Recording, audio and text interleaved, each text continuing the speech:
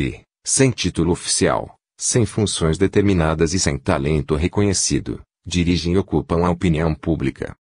Nada poupara para dar à nova peça honra de El Rei, drama lírico, o maior esplendor. O libreto era, como convém, de estilo assaz banal, mas o assunto, tirado de um velho drama espanhol, vibrava de apaixonada inspiração.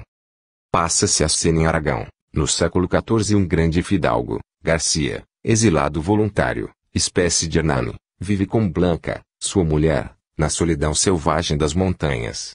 Dom Mendo, primeiro-ministro, apaixonado por Blanca, inventa, para seduzi-la, o estratagema de se fazer passar por El Rei. Mas, de resto, que nos importa o enredo? Dom Mendo é castigado como de justiça, e Blanca, depois de várias peripécias, volta a encontrar-se com o esposo querido. A música, original e engenhosa, podia, no entanto, ser entendida até pelos não iniciados nos mirabolantes arcanos dos processos modernos, e isso, devido sobretudo à habilidade e talento dos intérpretes. Garcia, o tenor, e Dom Mendo, o barítono, eram excelentes, porém, o triunfo colossal da noite foi tudo para Blanca, que nos cartazes se anunciava com o nome de Estela. Era a estreia dessa jovem artista. Como felicitasse Farol pela sua nova e maravilhosa aquisição, ele sorriu enigmaticamente. Sim, sim. Esta pequena há de ir longe. Verão que não me engano. Tem uma voz admirável e um talento de trágica excepcional. O final da representação foi brilhantíssimo. Autores e intérpretes foram alvo de intermináveis aclamações. Quando os aplausos cessaram, Estela, no camarim artisticamente mobiliado por Farolde, recebeu os costumados visitantes, autores, jornalistas. Tanto parecia, no palco, desembaraçada e vibrante de paixão, como se mostrava agora tímida, espantada, quase assustada com o seu êxito. A seu lado estava a mãe, mais tímida ainda e mais assustada que ela. O vestuário severo de Madame Lemaitre, mãe de Esteta, contrastava singularmente com o elegante público que se atropelava nos corredores do teatro. Encontrava-se ainda outra mulher no camarim de Esteta, Marieta Lenoir, artista que desempenhara com verdadeiro talento o papel de rainha. Havia já 3 anos que o público dos teatros a conhecia e apreciava, bonita, elegante, rodeada de todo o luxo que os sucessivos admiradores lhe faziam aceitar sem custo. Marieta, naquela noite contente com o próprio triunfo, dirigia a sua colega elogios sinceros. Chamando à parte Madame Lemaitre, diligenciou persuadi-la que era preciso deixar Estela assistir a ceia do ensaio geral, costume por assim dizer sagrado, a que não era impossível subtrair-se sem ofender e descontentar toda a gente. E se receia deixar Estela sozinha, acrescentou Marieta, esteja descansada, servir-lhe-ei de companhia e irei depois levá-la a casa no meu carro. Genoveva Lemaitre já não sabia o que pensar, o que dizer, o que fazer. Toda aquela gente a deixava aturdida. Percebia que sua filha adorada estava exposta a tentações, seduções e a exemplos terrivelmente perigosos. Depois da trágica morte de seu marido, opusera-se com energia à viagem a Paris, mas acabara por ceder diante do desespero de Luísa. Em Paris, o honrado Merolas, professor de canto, entusiasmara-se logo pelo talento excepcional da sua jovem discípula. Sucedeu que Merolas conhecia Farolde, e assim se falou de Estela para o papel de Blanca na peça, A Honra de El Rei. Genoveva rejeitara essa ideia com horror. A neta de um pastor figurando num palco. Que escândalo! Que vergonha! Porém Merolas diagnosticava um êxito espantoso, a remuneração era tentadora, Luísa implorava, a Glória agitava ruidosamente seus guizos encantados. E por fim, Genoveva deixara-se vencer. E agora ali estava atrapalhada, infeliz e hesitante, felicitada um pouco ironicamente por aqueles músicos, financistas, autores, jornalistas, mundo sonoro, vaidoso, superficial, incompreensível para ela e que, também por seu lado, não a compreendia. Suspirando, lá abandonou Luísa a vigilância problemática de Marieta e voltou sozinha para o pequeno aposento que ocupava num 5º andar da rua Monte Tabor, não longe do novo teatro. O ceia foi magnífica e muito animada. Farolde, radiante, presidia, tendo Estela à direita e Marieta à esquerda. Não havia mais mulheres. Entre os convidados, o diretor do teatro, um velho profissional que Farolde arrancara a miséria, 3 ou 4 jornalistas de pouca fama, Os dois jovens autores, o músico e o libretista, ambos ingenuamente encantados com a sua estreia tão feliz, o tenor e o barítono cujo único mérito consistia na bela voz, um industrial riquíssimo chamado Renato Morel e um médico, o Dr. Moricel, que se apaixonara pelas ciências ocultas e fugia à clientela. Esse estranho personagem vivia numa austera solidão e só a muito custo seu amigo Morel decidira assistir àquela festa. Durante a ceia evidentemente, o assunto dominante foi a honra de El Rei. Recapitularam-se os pequenos incidentes da representação, fatos de mínima importância mas que, em tais momentos, tomam proporções formidáveis. Uma das principais características das coisas de teatro é que, os que lá vivem, estão persuadidos de que delas depende a sorte do mundo. Parece que o destino dos povos está ligado à defeituosa entrada em cena de um figurante ou à hesitação de um ponto. Falou-se das notabilidades do dia, dos ridículos de X, dos disparates de Y, das facécias de Z, da prodigalidade de A, da avareza de B. Paris inteira lhe foi passada em revista e sem indulgência. Indiferente a esse tumultuar de pseudo-ideias, Stella conservava-se silenciosa. Envolvi-me nos primeiros fulgores da glória cuja aurora, dizem, é tão bela. As atenções extremas de Farol surpreendiam-na um pouco. Ele também se calava e parecia alheio a tudo o que se dizia à sua volta. Olhava para as mãos pequeninas e lindas de Stella e, por vezes, recuando um pouco a cadeira, contemplava-lhe o pescoço delicado e nu, riquíssimo de promessas. Stella trazia ainda o vestido com que representara, o de camponesa de Aragão. Uma grande flor vermelha desabrochava-lhe, provocante, nos magníficos cabelos louros. Havia naquela criança uma tão perturbante mistura de ingenuidade e de coquetismo, que Harold, junto dela, se sentia embriagado, envolvido pela sua inconsciente sedução. Com o champanhe, as conversações tornaram-se mais ruidosas e mais livres, e as gargalhadas entrechocaram-se com os copos. Sabe, Stella, que adoro, murmurou-lhe Harold ao ouvido. Stella corou, atrapalhada, envergonhada. Hesitou um momento e logo respondeu, séria, não me faça arrepender de ter vindo. Ninguém ouviu este curto diálogo, no entanto, Stella julgou ver o olhar curioso de Moricel fixado sobre ela, e a sua timidez redobrou. Quando os convívios levantaram-se para partir, Marieta, desembaraçando-se de seus admiradores, chamou Stella à parte e disse-lhe: prometi a tua mãe que te acompanharia a casa. Mas é difícil, porque Morel, aquele pateta que está acolá, quer por força levar-me no seu automóvel. Aliás, está enganado. Nada conseguirá senão gastar dinheiro no carro. Mas tenho a certeza de que Harold está pronto a acompanhar-te à rua Monte Tabor. Não é assim? Acrescentou ela sem esperar a resposta de Stella interpelando abruptamente Harold. Não é verdade que terá muito prazer em acompanhar Stella à sua casa? Durante o trajeto de 3 minutos do novo teatro à rua Monte Tabor, Harold concentrava intensamente o pensamento em Stella, e esta, distraída, ouvia os aplausos do público, revivia as comoções do palco e recapitulava as homenagens dos inúmeros admiradores. Senhora de Stella, disse Harold ao despedir-se, de pé e descoberto, defronte da porta, se me permite, virei amanhã lhe fazer uma visita às 5 horas da tarde. Muito obrigado mais uma vez e até outra vista. Stella encontrou sua mãe inquieta e desolada porque a ceia se prolongara bastante. Vieste com Marieta? Perguntou ela. Não, minha mãe. Foi o Sr. Harold que veio trazer-me em casa. E Genoveva, na sua inocência, não ficou admirada nem descontente. Não desconfiava de Harold, não o julgava capaz de tenebrosas maquinações. No dia seguinte, quando Harold se apresentou em casa de Luísa, sentia-se intimidado, porém Luísa perdera o seu acanhamento da véspera. Esquecera quase as palavras temerárias que ele ousara pronunciar. O êxito triunfal apagara tudo. A crítica nos jornais da manhã, mostrara-se tão benevolente para os autores, como entusiástica para Stella, de modo que Harold encontrou, não a pequena provinciana ingênua e assustada, mas uma artista que a febre da glória inflamava.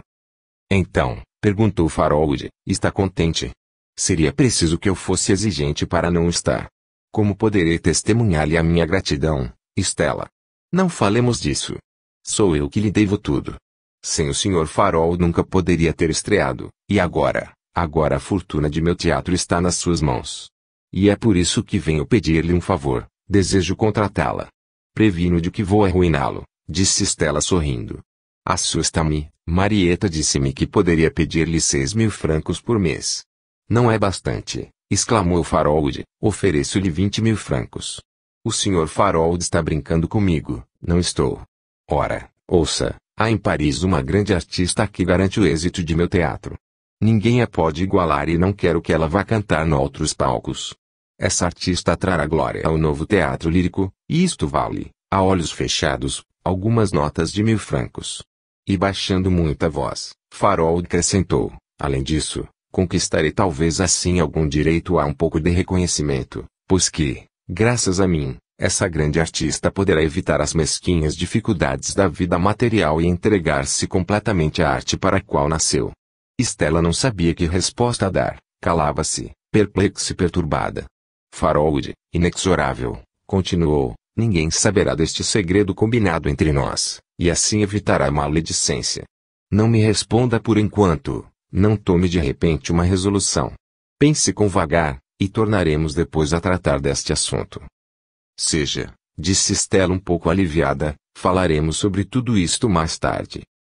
Entretanto, aqui tem uma pequena lembrança, para lhe conservar sempre viva na memória, a recordação da incomparável noite de ontem. E, dizendo isto, tirou do bolso um pequeno estojo. Abrindo, pegou no anel que lhe continha e tentou enfiá-lo no dedo de Stella. Era um diamante lindíssimo. Não, não, dizia ela, sou ainda uma criança. Não devo usar joias tão preciosas. Então, agarrando-lhe a mão com uma ligeira violência, Farold conseguiu por fim o seu intento. Stella defendia-se mal e não resistia à tentação de admirar as cintilações da joia a cada movimento que fazia. E mal feito isto, Sr. Farold, bem sabe que não posso aceitar. E ainda menos recusar, pois daria um grande desgosto a este seu amigo que tanto lhe quer. Stella estava tão atordoada, que nem deu pelo gesto de Farold, que lhe passava devagar o braço em volta da cintura e chegava-se, a pouco e pouco, aquele corpo flexível e encantador, todo fremente de comoção. Porém, de repente ela caiu em si e recuou assustada. Diligenciou então tirar o anel do dedo, mas Farold não lhe consentiu. Seria tão ingrata recusando esta pequena lembrança, como eu se não lhe oferecesse. Ora, a ingratidão é o 8º pecado mortal, mais mortal ainda que os outros 7. E, agora, não pense senão em Blanca. A primeira representação de Honra de El Rei foi um triunfo maior ainda que o do ensaio geral. Logo na primeira cena, Marieta reparou na joia que brilhava na mão de Stella e que não era anel de colegial, compreendeu imediatamente. Foi Farold quem te deu, não é verdade? E fez ele muito bem. É muito generoso, está enamoradíssimo, e farás dele o que quiseres. É bem certo que Farold estava enamoradíssimo de Stella. Porém, ao seu ardor apaixonado, misturava-se um outro sentimento. Até ali conhecer apenas conquistas fáceis, aquelas que são acessíveis a qualquer banqueiro opulento, mas a conquista dessa rapariga inocente que, pela sua beleza e talento prometia vir a ser uma das grandes artistas de seu tempo, constituía para ele uma vitória que lhe acariciava deliciosamente a vaidade. Ser o amante consagrado da nova e brilhante estrela, fazia parte de seu programa essencialmente parisiense. Mas conservava-se por enquanto, respeitoso, beijava longamente a mão de Stella, mas não ia além dessa carícia quase banal. No entanto, no teatro e por fora, toda a gente estava persuadida de que Stella era amante de Farold, e ninguém se admirava. Porque haviam de admirar-se. O fato em si a todos parecia natural. Tanto mais que Farold, a fim de obter, dizia ela, a benevolência dos jornalistas, convidava-os para almoçar com Stella nos melhores restaurantes de Paris. Pobre Stella! Não se divertia durante esses almoços, e enquanto ouvia, distraída, as conversas banais trocadas entre aqueles sépticos, procurava, com o olhar vago, distinguir as confusas visões de glória e de amor que palpitavam, poderosas e em silêncio, à sua volta. Muitas vezes, entre os convívios desses almoços, encontrava-se o Dr. Mauricéal. Porém essa criatura enigmática inspirava-lhe mais medo que simpatia. Tinha esse homem impassível um olhar que parecia penetrá-la até o fundo da alma, e Stella estremecia quando seus olhos encontravam os dele. Como o tempo fosse passando, às vezes, nesses almoços, depois de partirem os jornalistas, Stella, ficando só com Farold, tentava este aproximar os seus lábios dos dela. Stella defendia-se com energia. Não, não. Isso nunca. É impossível. Um susto invencível fazia estremecer, e recuava bruscamente quando Farold se tornava mais audacioso. Um belo dia de verão, Farold veio buscar Stella. Quero fazer-lhe uma surpresa, disse ele, mas prometa-me que não se zanga. Partiram. O automóvel parou defronte de uma linda vivenda no bosque de Bolonha. Gostaria que me desse a sua opinião sobre esta casa que acabo de adquirir, disse Farold. Era um pequeno palacete delicioso, mobiliado com luxo moderno e de bom gosto. Farold mostrou a casa toda a Stella. Na Espanha, disse ele, quando entramos em qualquer habitação, o dono da casa nos diz, vou mostrar-lhe a sua casa. É apenas uma fórmula cordial de hospitalidade, nada mais. Ora, não estamos na Espanha, e eu lhe digo assim, Stella, aqui está sua casa. Entrego-lhe as chaves. Amanhã, se quiser, tudo estará pronto a receber, e a sua mãe. Desceu com ela a escada. Fixada na grade do jardim estava uma lápide de mármore coberta com uma tela. Farold arrancou a tela e Stella leu, em letras de ouro, Vila Stella. Não, não, balbuciou ela ruborizando-se, vamos-nos embora. No dia seguinte Farold foi novamente buscá-la para irem à Vila Stella. Viu-a mal, insistiu ele. Nunca se vê bem uma casa, da primeira vez. Na sala da deliciosa vivenda, Farold tornou-se mais exigente. Ajoelhou-se diante de Stella, agarrou-lhe as mãos com força. Tudo isto é teu, minha adorada, minha encantadora Stella, e nada peço em troca senão muita confiança um pouco de amor. Levante-se, Sr. Farold, balbuciou Stella, a minha confiança, bem sabe que a tem toda. Mas não devo amá-lo. É casado, tem 2 filhos. Que diriam de mim? Que diria minha mãe? Com certeza me amaldiçoaria, e com razão. Seria indigno. Tinha os olhos cheios de lágrimas. Todas as tradições de família, todos os pudores de virgem se revoltavam naquela hora decisiva. E, no entanto, deixava Farold cobrir-lhe as mãos e o rosto de beijos audaciosos. Bruscamente, separou-se dele. Não. É impossível. Seria o primeiro a desprezar-me depois. E saiu correndo. Defenderá-se heroicamente, porém essa defesa não se manteve. 2 dias depois Stella escrevia a Farold a seguinte carta, que hei de dizer-lhe, meu amigo, senão que me vê forçada a crer na sinceridade das suas palavras e do seu amor. A si devo tudo. Como poderei, pois, responder com frases ofensivas a tantas promessas de dedicação e de ternura? Não quero ser ingrata. Mas também não quero representar na sua vida, uma fantasia, um brinquedo, um capricho. Teria, nesse caso, horror a mim mesmo e a si. Portanto, se me entrego, é para ser amada apaixonadamente e fielmente. Quero ser respeitada por si como fosse sua mulher, como se usasse o seu nome, e então lhe prometo, da minha parte, confiança, fidelidade, ternura. Tremo ao escrever-lhe estas linhas. Sim. Venha. Farold não chegou a ler esta carta. No mesmo instante em que Luísa escrevia, às 10 horas da manhã, preparando-se ele para sair, de repente cambaleou e caiu desamparado. Uma dor angustiante, atroz, suspendeu-lhe durante alguns segundos as pulsações do coração.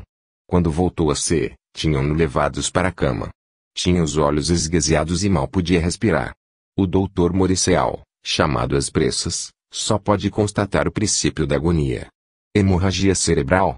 Angina do peito. Em todo caso, a morte iminente. No seu delírio, Farold murmurava palavras sem sentido. Por que não queres tu que ela me ame? Por que me fulminaste? Não me olhes assim, com esse olhar tremendo. Perdão. Perdão.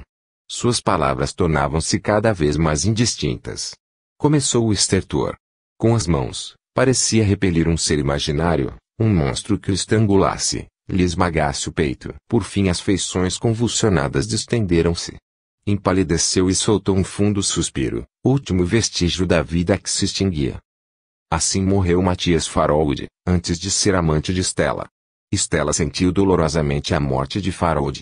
A pouco e pouco lhe fora crescendo no coração uma amizade sincera por aquele homem generoso e amável de quem nunca chegara a conhecer a vaidade e o egoísmo. Que seria dela, agora que seu protetor, o seu defensor, quase o seu noivo, desaparecera para sempre? No entanto, Acudiam-lhe com frequência outros pensamentos. Se, com a morte de Farol perder um apoio, um amparo, por outro lado ganhar a liberdade. Ao mesmo tempo em que lastimava a perda da vida de luxo prometida por Farold, sentia-se como que aliviada de uma humilhação pesada. Encontrava-se de novo livre, orgulhosa de sua independência, feliz de não ser escrava de ninguém. Chegava a ter remorsos de não se sentir mais triste, mais abatida com o golpe. Seria incapaz de amar. O sentimento que lhe inspirava Farold, misto de susto e de confiança, de gratidão e de revolta, não se parecia com aquele que ela imaginava ser o amor, um pensamento exclusivo, uma ternura, uma incondicional adoração. Nunca Farold despertara no seu coração esse sentimento invasor e absoluto, que devia ser delicioso. Todos os homens que a rodeavam lhe pareciam desprezíveis, feios, falsos, debochados. Refugiava-se num mundo ideal, arrastada pela sua imaginação, o mundo criado pelos romancistas e pelos poetas, o mundo encantador e luminoso onde não há as vilanias e pequenezas da existência vulgar. Porém, uma lei dura e inexorável domina os sentimentos, os mais puros, os mais elevados, os mais nobres são constantemente alterados e tolhidos pelos cuidados e preocupações materiais. O ouro tomou tal império sobre os interesses humanos, que a sua influência dominadora abrange tudo. Avaliamos as coisas morais ou materiais deste mundo pela quantidade de ouro que representam. Essa lei pesava agora sobre Luísa. O luxo entrevisto num instante, como num sonho, desaparecera. Era preciso, para viver, que a mais severa economia fosse observada. O novo teatro lírico naufragara com a morte de Farold. Um rico banqueiro comprara-o por baixo preço, e a sua única preocupação era dar os principais papéis a uma sua amante, velha cantora jamurcha, que tinha ciúmes das novas, e não permitia a Estela nem a outras, que figurassem junto dela. Por outro lado, a saúde de Genoveva tornara-se frágil, o êxito rápido da filha causara-lhe mais consternação que entusiasmo. Nada compreendera do procedimento de Farold, ingenuamente supusera que as visitas repetidas e até os presentes, eram inspirados pelo culto da arte. Fora-se apagando cada vez mais diante de Luísa, como se apagara sempre diante do marido. A sua devoção redobrara, tinha a Bíblia sempre à cabeceira e, durante as horas de insônia, relia o livro maravilhoso no qual seu pai lhe ensinara, outrora, a conhecer as letras. Por sua vontade, teria já regressado a Anduze, mas Luísa, que alimentava sempre a esperança de obter um novo contrato em algum teatro, pedira-lhe que se demorassem uns tempos mais em Paris. No entanto, como era preciso fazer face às despesas indispensáveis e, além disso, Luísa adquirira alguns hábitos de luxo, Genoveva fora obrigada a vender sua casa de Anduze. Durante um ano, a mãe e a filha viveram assim, muito retiradas, muito solitárias, naquela grande Paris que, a princípio, prometera a Luísa um destino tão brilhante. Que mudança! A única amiga que Luísa recebia era Marieta. Marieta retirara-se também do teatro, mas possuía outros recursos que nada tinham de misteriosos. Os seus vestidos de suntuosa elegância e o seu magnífico automóvel, aterravam um pouco Genoveva. É preciso não ser severa com Marieta, dizia Luísa sorrindo, ela gosta muito de mim. É uma vezinha frívola e encantadora que é incapaz de um pensamento maldoso. Marieta indignava-se contra os diretores de teatros. Que fantoches, exclamava ela. Não querem contratar-te porque és modesta e virtuosa demais. Porém o que é certo é que não podes continuar a vegetar assim. É incrível que o teu farol não tenha deixado nada. Aliás, não podes chorá-lo eternamente, até o fim dos séculos. Marieta pensava, como toda gente, que Luísa fora amante de Farold, e Luísa nem tentava dissuadi-la. Ora, um dia Marieta disse a Luísa, está decidido. Quero que o diretor do teatro de Rouen te ouça. Conhece muito bem o meu amigo João e estou certa de que vai contratar-te para a próxima temporada. Seria excelente. Em Rouen, o público é mais exigente que em Paris, mais conhecedor de música. Encontrar-te-ás em minha casa com Renato Morel. Sim, senhora. Renato Morel, um dos teus admiradores, um grande amigo de João. És uma selvagem. E não é assim que se faz caminho no teatro. E depois, verás todos os presentes que João me tem dado, e o mais lindo de todos, um amor de palacete. Está dito. Não tens licença de recusar. Seria o fim da tua vocação artística, desencadearias a minha maldição obrigar-me-ás a chorar uma noite inteira. E Luísa foi admirar o amor de Palacete e cantar diante dos convidados de Marieta, a grande área de Lacmé. O público aplaudiu, conquistado, entusiasmado. Nunca Luísa parecera mais inspirada. A sua beleza resplandecia. O diretor do teatro, Verlurer, um homenzão jovial e bom entendedor de música, ficou logo encantado, seduzido, convencido, e ali mesmo se estabeleceram as bases do contrato. Porém, o que se mostrou mais maravilhado e mais apaixonado, foi Renato Morel. Renato Morel era o que vulgarmente se chama um filho de família, devia ao esforço do pai a grande fortuna que possuía. É provável que fosse incapaz de a ter conquistado ele próprio. Felizmente, a esplêndida fábrica de tecidos fundados pelo pai de Morel, operário genial tornado patrão, funcionava como um cronômetro. Desde a morte do velho Morel que Renato pouco ou nada se ocupava dela, entregando-a nas mãos de seus contramestres, enquanto se divertia em Paris, despreocupado e desprendido dela, assim como de sua mulher e filhos, que habitavam uma casa magnífica perto de Rouen. Com 35 anos, uma fisionomia agradável, uma grande fortuna, poucos escrúpulos e nenhum talento, Renato exercia sobre as mulheres uma irresistível sedução. Porém, naquela noite, em casa de Marieta, esse condão parecia perdido, Estela nem sequer notava suas atenções. Por volta das 10 horas, a fim de satisfazerem o desejo e a curiosidade de Marieta, puseram as mãos sobre uma pequena mesa e tentou fazê-la falar, segundo a inepta expressão que a gente da sociedade adotou. Já era tarde, Mauriciel tinha partido. Só estavam presentes Marieta e seu amigo João de Ferriere, Verlurer, o diretor, Morel e Luísa. Morel chegara-se a Luísa o mais que podia e lançava-lhe olhar ardente, enquanto ela, um pouco incomodada por aquela paixão indiscreta, falava em partir. Aliás, considerava ridículas superstições aqueles interrogatórios à mesa. Sucedeu, porém, que justamente no instante em que se dispunha a partir, uma chuva torrencial, acompanhada de trovoada, caiu sobre Paris. Recomeçaram a experiência com a mesa. Apenas Luísa lhe pousou a mão, desta vez estremeceu e oscilou fortemente. Marieta, que outrora, com um grupo de pessoas amigas praticara esses exercícios, começou a dizer as letras do alfabeto. E a mesa, como se fosse viva e pensasse, ditou esta frase. Aqui estou sempre junto da Virgem tão querida. Obscuris verá envolvo. Aí daquele que antes da hora, lhe tocar. Van Rijn. Unanimemente todos declararam que estas palavras não tinham sentido. Nem João, nem Verlurer, nem Morel sabia latim, e quanto ao nome de Van Rijn, era-lhes completamente desconhecido. Luísa não teve paciência de lhes explicar que Van Rijn era Rembrandt. Rembrandt por quê? Porque esta recordação de Anduze. Teriam pois sido as suas mãos que atuaram sobre a mesa. No entanto, estava bem certa de que não exercera a mínima pressão. Nenhuma das pessoas presentes podia supor que a Virgem tão querida de Rembrandt fosse ela. Perturbada e pensativa, calada no meio das tolices e brincadeiras que fervilhavam à sua volta, Luísa recordava sua infância. A trovoada cessara. Era meia-noite. Não pôde recusar o automóvel de Morel que, durante o caminho, se tornou audacioso, principiando por querer beijá-la. Repeliu-o com tal indignação, que não se atreveu a insistir, porém esta resistência só teve como resultado o redobramento do ardor de Morel. Durante os dias que se seguiram, jurou ele a si mesmo que conquistaria junto de Estela o lugar deixado vago pela morte de Faraud. E como princípio de campanha, resolveu liquidar o que, por singular eufemismo, chamava, uns negócios, de coração. Ora, os seus negócios de coração eram representados naquele momento por Leadis Roches, uma linda garota bem conhecida na sociedade alegre e fácil de Paris. Mandou-lhe uma joia do valor de uns milhares de francos, com a notícia de que tinha de deixar a capital por algum tempo, talvez para sempre.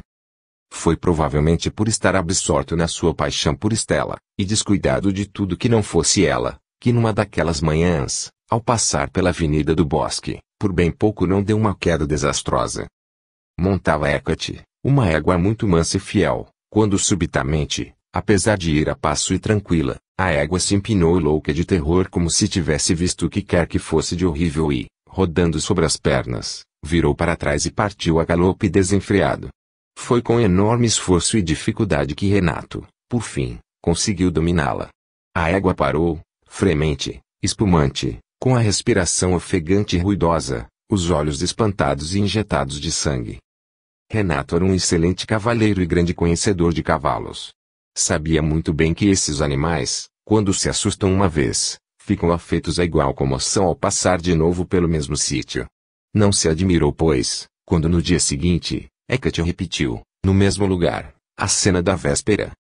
Procurando qual podia ser a causa desse pavor tão extraordinário num animal manso como Hecate, Renato reparou na casa defronte da qual se dera o incidente. Preso à grade, balouçava-se um letreiro branco onde se lia, para vender ou alugar, e, por detrás do letreiro, numa lápide de mármore, estas palavras, Vila Estela. O nome intrigou Morel, que tratou de se informar. Soube então que aquela casa fora comprada por Farold, para sua amante, que esta não chegou a habitá-la. Os herdeiros de Farold queriam vender a casa, pediam pouco preço e davam todas as facilidades de pagamento. Esses pormenores intensificaram os desejos amorosos de Renato. Sem perda de tempo foi contar tudo a Marieta, declarando-se esta, com energia, de opinião que Estela não podia manter-se eternamente fiel à memória de Farold, e que o próprio morto se regozijaria, lá no seu túmulo, ao saber Estela de posse da casa que lhe destinara. Tomando a peito este negócio, Marieta procurou Estela e insistiu para que fossem juntas ver a casa. Extasiou-se e obrigou Luísa a extasiar-se. Bem vês, minha filha, disse ela, seria loucura dizer não a Morel. Afinal de contas, a vossa união tomará proporções de um verdadeiro casamento porque, se tiveres juízo, Morel mais tarde ou mais cedo não terá remédio senão divorciar-se. É um excelente rapaz, que te tornará muito feliz. Poderás assim, tratar com todos os cuidados necessários a tua mãe doente, e esperar sem aflições o contrato que Velurer te prometeu. Do contrário, serás obrigada a jantar 2 arenques e usar meias de fio da Escócia. Estela hesitava. Renato escrevia-lhe todos os dias, cartas ardentes que pareciam sinceras. O estado de Genoveva ia piorando e os recursos pecuniários esgotavam-se com tal rapidez que já se tornara necessário empenhar o diamante de Farold. Marieta teve então uma ideia luminosa. Já que sabes fazer falar a mesa, escuta o conselho que ela te der. Vem jantar em minha casa, com Renato, já se vê. Quando o conheceres melhor, verás que, além da Vila Estela, ele possui grandes qualidades. Luísa aceitou. Marieta receberam os seus convivas, encantada. Falou de espiritismo a torto e a direito. Mauriceal, que estava presente, contou 2 ou 3 casos extraordinários, nos quais, deliberadamente e ar de troça, Renato se negou a acreditar. Vai truçando, meu velho, vai truçando. Dizia-lhe Mauriceal. Há de chegar o momento em que sentirás vibrar em ti forças inteligentes que negas agora. São mais poderosas do que nós e desprezam os nossos sarcasmos. Acabarás por crer nelas, quer queiras, quer não. Nunca acreditarei. De resto, já não creio em nada senão no amor, respondeu Renato, olhando Estela apaixonadamente. Aquele amor já não era segredo para nenhum dos convivas, que consideravam Renato quase como noivo de Estela. E por que não? Tais uniões, se não têm caráter legal, são por vezes muito mais sinceras que os casamentos oficiais. Consultou-se a mesa. E muito nitidamente, as seguintes palavras foram formadas: cá estou sempre. Protejo a minha virgem tão querida. Aí daquele que, antes da hora, terá a sorte de Farold. Avisarei Jacinto pela queda de... Aí de Jacinto. Renato empalidecera. Tentava rir, repetindo, absurdo. Absurdo. Mas este nome de Jacinto era o seu, por lhe parecer ridículo e vulgar, escondia-o como a um crime. Todos troçaram muito do imaginário Jacinto, e Morel teve o cuidado de não revelar o que só ele sabia, que estava inscrito no registro civil de Rouen com o nome de Renato Jacinto Morel. Pediram mais explicações à mesa, que a ela se recusou obstinadamente. No entanto, Estela era tão linda, tão sedutora, dotada de um coquetismo natural tão irresistível, que Renato em breve esqueceu esse ridículo incidente e, de novo, foi arrastado pela sua paixão. Amanhã, em minha casa, disse-lhe Estela, dar a resposta definitiva. Sim, resignava-se. Agora, que toda a gente estava persuadida de que ela fora amante de Farold, já não podia esperar, ou recear, um casamento burguês. E, afinal, a existência que Renato lhe oferecia apresentava-se agradável e fácil. Não tinha por esse homem o grande amor que sonhara, mas, quem sabe? Talvez ela não fosse susceptível de tal sentimento. Renato chegou antes da hora.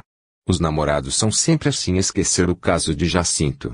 Mas Luísa, logo de princípio, disse-lhe, opondo-se às suas carícias, disse-lhe, tenho que lhe falar de coisas sérias, mete-me medo, sei que gosta muito de mim.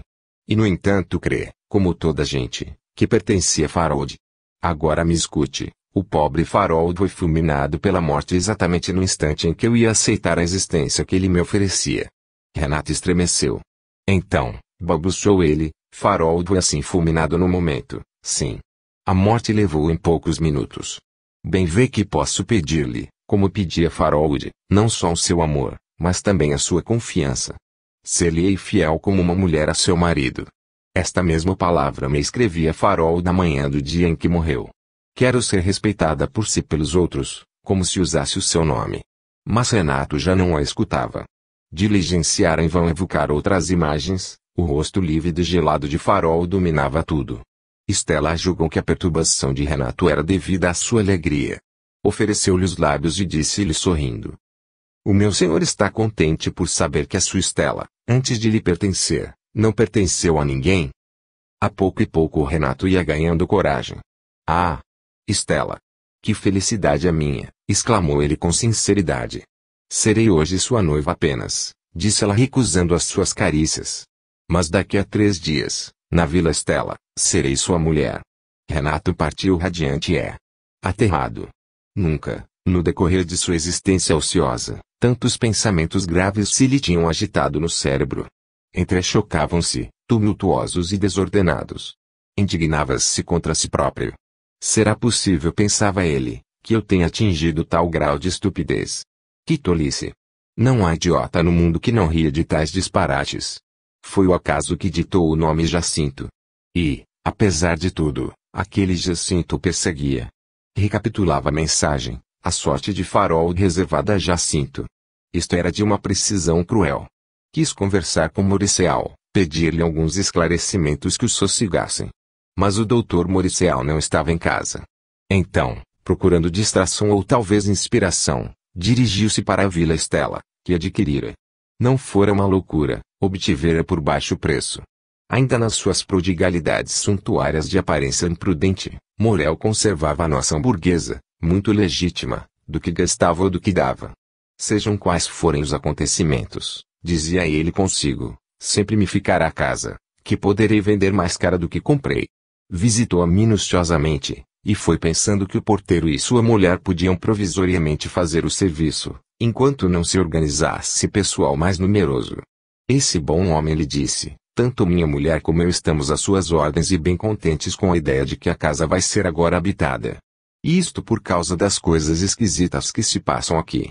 Não somos supersticiosos nem dados a medo, mas quando chega a noite, há mais razão para sustos do que para sossego. Fora de horas ouvimos na escada passos pesados que fazem tremer a casa toda. Minha mulher diz que é a alma do Sr. Farold que anda por aí. Tolices. Quando se marre é por uma vez, não lhe parece? Tolices. Talvez. Porém tais tolices produziram em Renato uma impressão muito desagradável. Decididamente havia naquela ambiência o que quer que fosse de anormal. Antes de voltar para casa, foi mais uma vez procurar Mauriceau, mas este, alegando segredo profissional, nada quis dizer sobre a morte de Farold. No entanto, Renato pretendia tranquilizar-se. Havia nele uma virtude tenaz, a prudência, uma virtude que o levava à timidez. Nunca pessoa alguma tivera de censurá-lo por excesso de bravura. Não hesitou, pois, em confessar a Mauriceau que Jacinto era o seu nome, que, segundo todas as probabilidades, a virgem muito querida, era Estela, que tudo levava a crer, ainda que parecesse loucura, que um ente invisível tinha ciúmes dela, e que, em todo caso, ele, Renato Jacinto Morel, não se achava disposto a compartilhar a sorte de Farold. Eu acrescentou: é certo, como tu disse 1000 vezes, que não creio em tais disparates, mesas falantes, espíritos que dão pancadas na madeira, toda essa bruxaria infantil. No entanto, pergunto a mim mesmo se não serei daqui por diante perseguido, atormentado. Foi ele que quis matar-me, assustando Hecate, é ele que passeia pela Vila Estela. Tu, que és tão sabido em tais patetices, livra-me desta obsessão e diz-me se posso, sem perigo, amar Estela. Achas que este meu receio é absurdo, não é verdade? Não, não é absurdo, disse Maurice pensativo. Que me aconselhas, então? Observa, examina, julga. Navegamos num oceano tenebroso e não tenho conselhos a dar-te. Mas adoro Estela perdidamente. Adoras Estela é. Tens medo.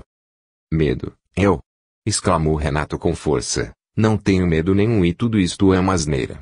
A prova de que não tenho medo é que daqui a 3 dias vamos estrear a Vila Estela. Convido-te para o nosso jantar de bodas. Na biblioteca de Maurice dependurava-se do teto, por 3 fortes correntes de bronze, uma concha de ônix, através da qual uma lâmpada elétrica filtrava sua luz atenuada e suave. Ora, apenas Renato pronunciou esse desafio, bruscamente o gancho que no teto segurava as 3 correntes desprendeu-se, e a concha de ônix veio, com grande estrondo, esmigalhar-se no chão. Renato encontrava-se justamente no meio da sala, de modo que a pesada suspensão, ao cair, lhe passou rente a cabeça.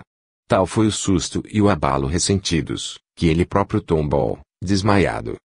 Estás ferido? Perguntou Maurice ajudando a erguer-se. Creio que não, respondeu Renato em voz sumida. Isto é grave. Resmungou Maurice. A mesa disse, serás avisado pela queda. Renato não respondeu, porém a sua resolução estava definitivamente tomada. Pode-se lutar contra os homens, que são de carne e osso, mas não contra as forças ocultas. Não há forças ocultas. Não existem, porém devem ser temidas como se existissem. Sem dúvida, a vida desses entes invisíveis, intangíveis, é criada apenas pela nossa imaginação. Todas essas coisas estranhas, perturbantes, são histórias da carochinha, contos para crianças ou velhos. Porém teremos nós o direito de... Subitamente, de entre o sabate desses pensamentos desencontrados e contraditórios, surgiu-lhe um desejo intenso de existência moral, regular. Lembrou-se de que possuía, perto de Rouen, um rico palacete ricamente mobiliado, uma esposa fiel e ainda moça, e 2 filhos pequenos que não tinha o direito de abandonar. Percebeu clara e, subitamente, que Paris só proporciona falsos prazeres. Convenceu-se de que Estela, falsa como todas as mulheres, fora amante de farol de que, em todo caso, bruxa ou não, era terrivelmente perigosa. Em resumo, entendeu que devia partir de Paris o mais breve possível, a fim de fugir ao destino que vitimara Farolde. Durante a noite inteira fortaleceu-se nesses pensamentos, tão ajuizados como pouco heróicos. De modo que, no dia seguinte, depois dessas horas repartidas entre reflexões prudentes e desagradáveis pesadelos, escreveu a Estela a seguinte carta. Minha encantadora Estela. Vejo-me infelizmente obrigado a voltar para Rouen. Há fatalidades que se opõem à realização dos nossos sonhos. Tenho o coração despedaçado pela ideia de que esta separação será talvez muito longa. Perdoe-me. Peço-lhe que use essa pulseira a fim de não me esquecer. Lamente-me, pois me sinto muito infeliz. Seu muito fiel e desgraçado amigo Renato Jacinto Morel e, segundo seu costume em caso de tais rupturas, juntava à carta uma lindíssima pulseira. Ao receber esta missiva, Luísa teve primeiro um impulso de indignação. Depois riu-se. Em verdade, disse ela, escapei de boa. Um sentimento de vergonha invadia agora. Como pudera ela alimentar alguma simpatia por aquele triste personagem?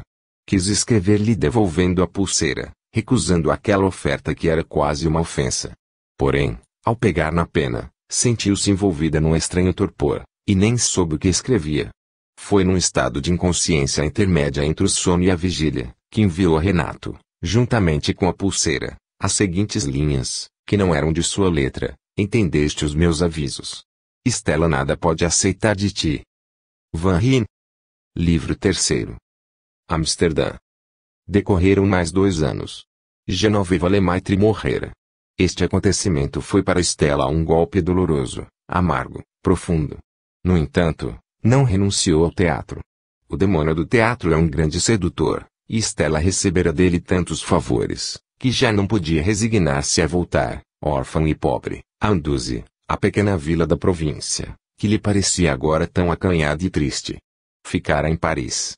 Infelizmente as suas amigas tinham razão ao dizer-lhe que, para elas, O único meio de conseguir algum êxito no teatro consistia numa proteção influente. Mas Estela não queria mais saber de protetores. A verdade, no entanto, é que não tinha motivo para se queixar da sorte, pois estava representando o Lacmé na ópera cômica. Não era evidentemente o que sonhara, uma criação, um papel novo como em A Honra de El Rei. Por outro lado, o vencimento, medíocres, chegava apenas para garantir-lhe um pequeno bem-estar.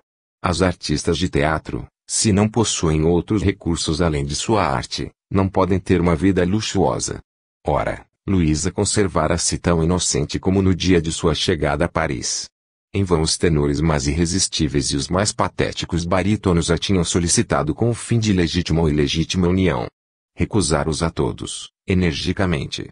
Quanto aos diretores, autores, jornalistas, políticos, financistas, que borboleteavam pelos bastidores procurando aventuras brilhantes e fáceis, todos sem exceção haviam sido delicada mas resolutamente desenganados nas suas pretensões.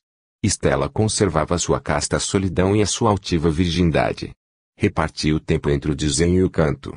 Apesar de modesta, sua casa na Vila Montmorency, em Auteuil, possuía uma bela sala transformada em ateliê. E as horas mais felizes da existência de Luísa eram as que passavam sozinha nesse grande aposento cheio de luz, a gravar ou pintar. Permitia-se, então, a fantasia de vestir-se à moda do século XVII.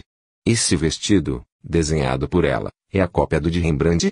Um boné de peles pousando sobre os belos cabelos louros, que deixava soltos, cobrindo-lhe os ombros, uma túnica aberta, oriental, ricamente bordada, flutuando sobre um gibão de veludo que lhe desenhava as formas virginais e adoráveis. Tratava-lhe dos arranjos da casa, Verônica, uma boa mulher, viúva e sem filhos, que mandara haver de Anduze. Calvinista austera, a vida original de Luísa espantava um pouco, o que não a impedia de ter pela sua senhora uma adoração entusiasta. A fiel afeição de Marieta não afrouxara. Esta amiga, alegre e despreocupada, frequentava Luísa como sempre. Renunciara ao teatro e parecia agora fixada numa existência aproximadamente regular, mantendo em favor do seu amigo João uma fidelidade suficiente da qual este, sempre namorado, não duvidava um instante. Marieta, de cada vez que vinha visitar Luísa, indignava-se da sua resistência aos brilhantes oferecimentos que seus admiradores lhe faziam constantemente. O teu juízo não passa de uma tolice, dizia ela. Podias viver como uma princesa, e vegetas como um figurante. És idiota. Além de Marieta, só mais uma pessoa conseguia acesso na Vila Rembrandt, o Dr. Mauriceau. Porém, suas visitas eram raras. Luísa tinha por ele uma simpatia verdadeira, a qual se misturava um sentimento singular, quase de medo. Por vezes, Mauriceau lhe propunha interrogarem à mesa, mas Luísa recusava sempre. Não queria demorar o pensamento em certos fatos que pareciam ter sido determinados por uma força misteriosa para fins desconhecidos. Aliás, Mauriceau era discreto e nunca falava de Farol nem de Morel. Farol de Morel. Como Luísa estava longe de tudo isso agora. Ao recapitular tais acontecimentos, admirava-se consigo mesma da fraqueza que a levara por 2 vezes até o consentimento de unir sua vida a homens por quem não tivera amor. O que será o amor? Pensava ela. Todos os poetas o cantam, todos os romancistas o celebram, todas as mulheres o sonham, todos os homens são agitados por ele. E eu nunca o senti. Os homens que me admiram e me cortejam parecem-me tão feios, tão maldosos, tão frívolos, tão egoístas, que preferiria 1000 mortes a entregar-me a um deles.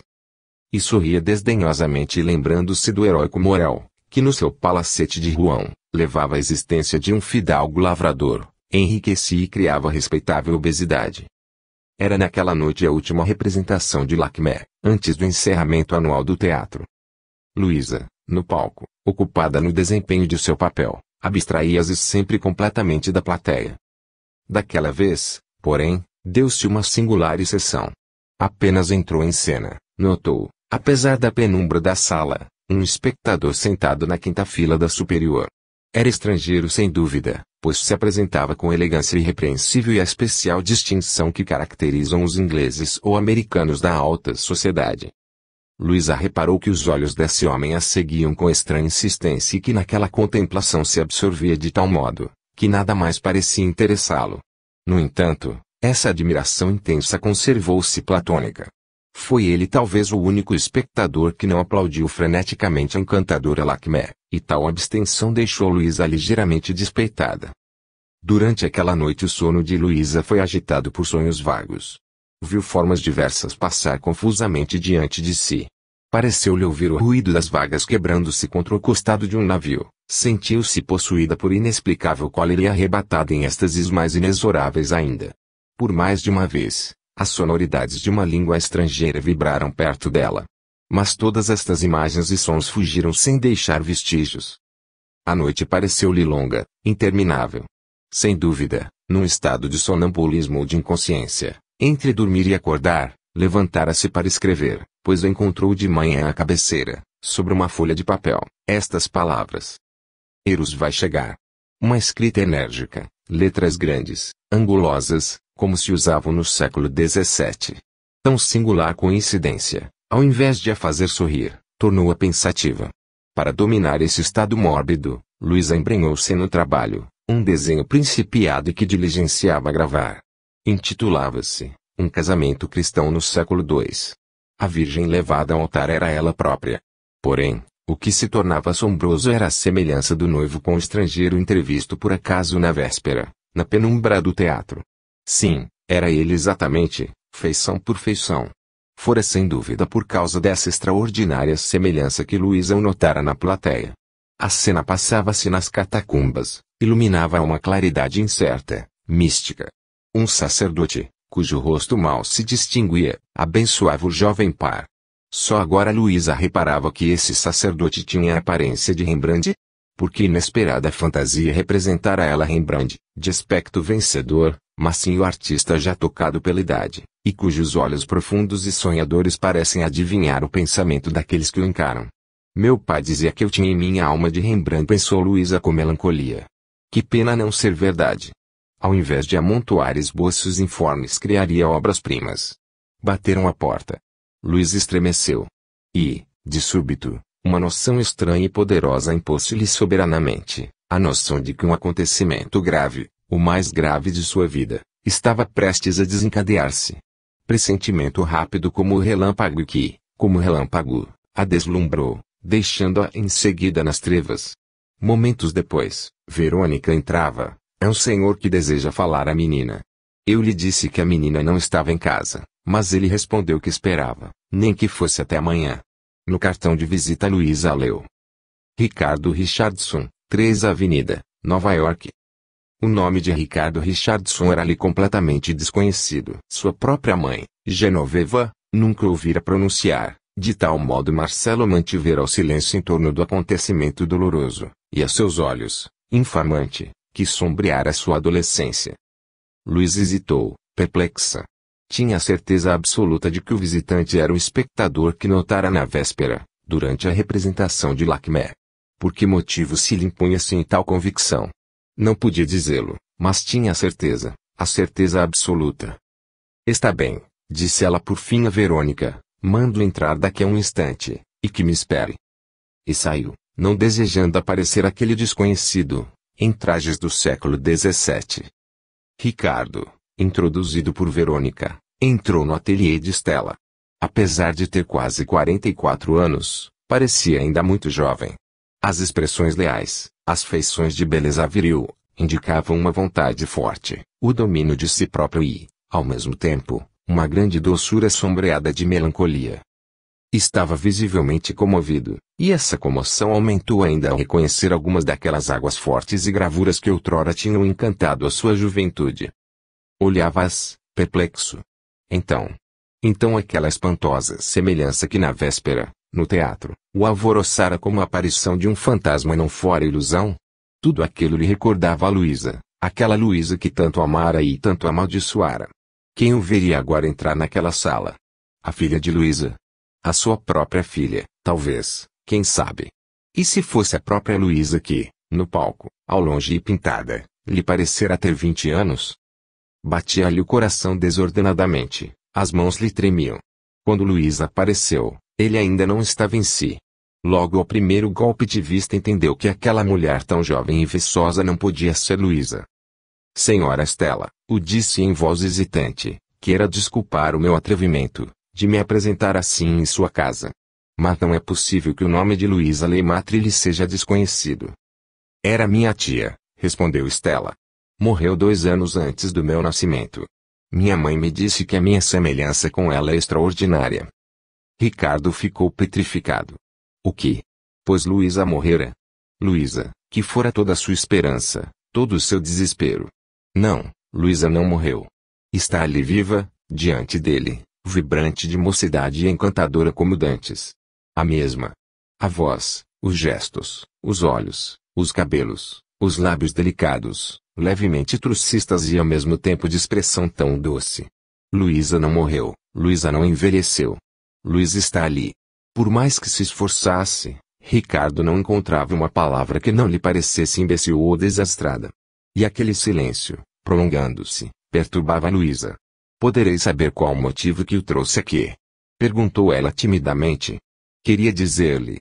Desejava saber. Perdoe-me. Estou tão fora de mim neste momento que, se me permite, voltarei noutra ocasião. E foi-se embora, ou melhor, fugiu, não querendo que Estela presenciasse por mais tempo aquele seu estado de alvoroço e desnorteamento. Desde que vira Estela, a lembrança de Luísa surgira-lhe na alma com assustadora vitalidade. Recordava o ateliê de Faverol, o navio La Touraine que o levara com sua noiva para a América. Lacmé, que acabava agora de o endoidecer com a sua beleza. Confundia todas essas imagens e só compreendia uma coisa, que amanhã tornaria a ver Estela. Amanhã? Como é longa a espera sem fim até amanhã. Fechou-se no quarto do hotel, pois queria estar só com as suas esperanças e recordações. Mas andava-lhe o espírito tão perturbado, que teve uma alucinação. Seria uma alucinação? Altas horas, estando já apagada a lâmpada elétrica, reparou numa vaga forma diáfana e esbranquiçada que flutuava junto do seu leito. Gradualmente aquela nuvem condensou-se, tomou contornos humanos. Era uma mulher. Vestia navéus ligeiros e alvíssimos.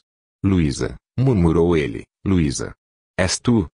O fantasma tomava aspecto de momento para momento mais real. Era Luísa e sorria-lhe. Viram-lhe os olhos vivos e brilhantes e pareceu-lhe que se inclinava para ele e o beijava na fronte. Sentiu-lhe o calor dos lábios. Não te vás embora já, implorou ele. Demora-te um pouco mais. Porém tudo desaparecera. Na mesma hora, naquela noite, Luísa caía num sono profundo, e quando acordou com a claridade do alvorecer, sentiu-se invadida por uma serena e inexplicável felicidade. Ao procurar de novo Estela, Ricardo ia perseguido por uma ideia fixa, queria saber qual fora o passado amoroso daquela criatura tão deliciosamente bela. Exposta a todas as tentações, devia ter recebido, naquele mundo brilhante e corrupto, tantas homenagens e adulações, que seria insensato supor-lhe a virtude de uma vistal. Sem dúvida teve amantes, pensou ele. E que amantes! Que miseráveis! E evocando tais profanações, assaltava uma raiva concentrada e feroz. Logo, desde as primeiras palavras trocadas, perguntou a Estela se era feliz. Ela admirou-se um pouco, mas não lhe levou a mal a estranha pergunta. Feliz? Certamente, disse ela. Não sou rica, mas depois do êxito de Lacmé, espero obter para o ano uma situação razoável. Tenciona então continuar sua carreira teatral? Por que não? Se tivesse ousado, Ricardo lhe responderia, porque sofro em vê-la examinada, admirada, desejada por milhares de imbecis, porque recebe homenagens que me desesperam, porque quero que seja minha, só minha e de mais ninguém. Como não podia dizer essas loucuras, calou-se. E agora era Estela que, ingenuamente, lhe pedia explicações, como conheceu minha tia. É realmente assim tão assombrosa, como me diziam, a minha semelhança com ela. Ricardo tinha horror à mentira. Pensava, com razão, que mentir é uma desonra. Mas fazer uma narração incompleta não é mentir.